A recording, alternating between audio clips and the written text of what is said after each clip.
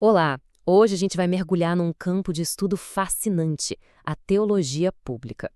Basicamente, é uma área que para pensar qual é o verdadeiro lugar da fé no meio do debate público, na nossa sociedade de hoje. E para começar essa nossa conversa, vamos direto ao ponto com uma pergunta que, nossa, está em todo lugar, né? A religião, ela deveria ficar só ali, quietinha na esfera privada? Ou será que ela pode e deve ter uma voz ativa na vida pública? E, sabe, a partir daí a coisa fica ainda mais complexa. Porque, beleza, se a fé vai para o debate público, como é que a gente faz para ter um diálogo que seja de fato responsável, produtivo, entre teologia e política, sem que uma acabe invadindo o espaço da outra, entende? Aí a gente olha para o nosso tempo, para tanta crise, né? Crise política, ambiental, social. A grande questão é, onde a gente busca uma direção, uma bússola ética no meio disso tudo? Será que a teologia, com toda a sua bagagem, ainda tem alguma coisa importante para dizer? Pois é justamente para tentar responder essas perguntas tão urgentes que surge a teologia pública. E para a gente poder entender bem o que ela propõe, a nossa análise aqui vai ser guiada por este texto acadêmico que é fundamental sobre o assunto. Ok, então vamos lá. O que é, afinal de contas, essa tal de teologia pública? Vamos direto para a definição dela para entender o conceito central. Então, olha só que interessante. Ela é uma reflexão teológica que olha de propósito para o espaço público. A ideia é dialogar de forma crítica com a sociedade, interpretando a fé não como algo isolado, mas como uma fonte de potencial ético, crítico e até transformador para a nossa vida em conjunto. Ou seja, para simplificar, não é uma teologia que fala sobre a sociedade, é uma que se constrói junto com a sociedade. E as funções dela deixam isso ainda mais claro. A missão é dialogar criticamente, promover o bem comum, a justiça, a dignidade humana. É atuar como uma espécie de mediadora entre a fé e a democracia. A palavra-chave aqui não é impor, é dialogar.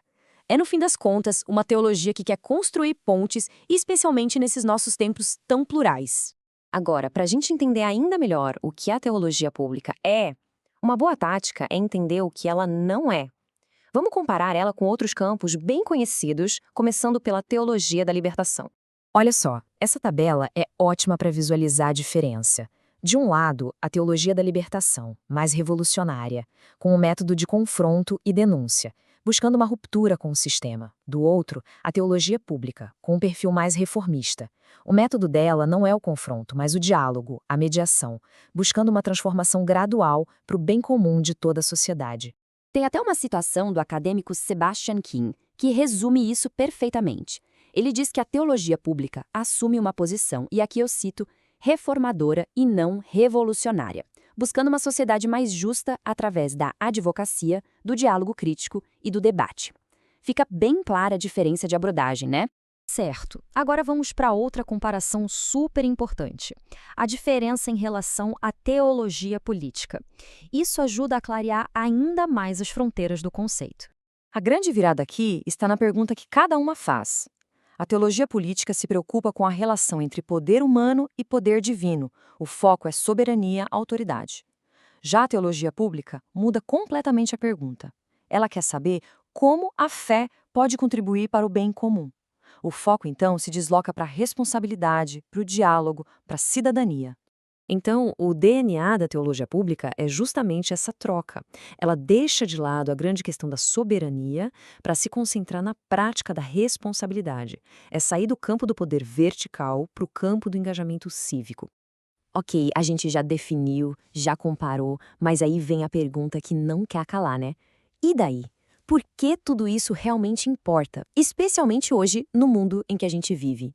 Bem, existem pelo menos 4 motivos bem fortes. Primeiro, ela oferece uma voz que a gente pode chamar de profética, trazendo uma perspectiva ética para as nossas crises. Segundo, ela funciona como uma ponte, ajudando a traduzir valores religiosos para uma linguagem que todo mundo entende. Terceiro, ela promove o diálogo, com humildade e respeito. E por último, e talvez o mais importante, ela resiste à desumanização, reafirmando a dignidade humana.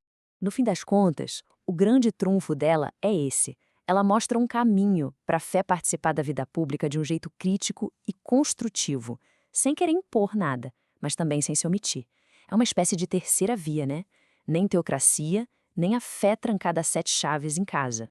E isso nos deixa com uma reflexão final para a gente continuar pensando. Nesse nosso mundo que anda tão dividido, tão polarizado, será que esse tipo de diálogo entre a fé e a razão não poderia se tornar, quem sabe, uma força para nos unir de novo?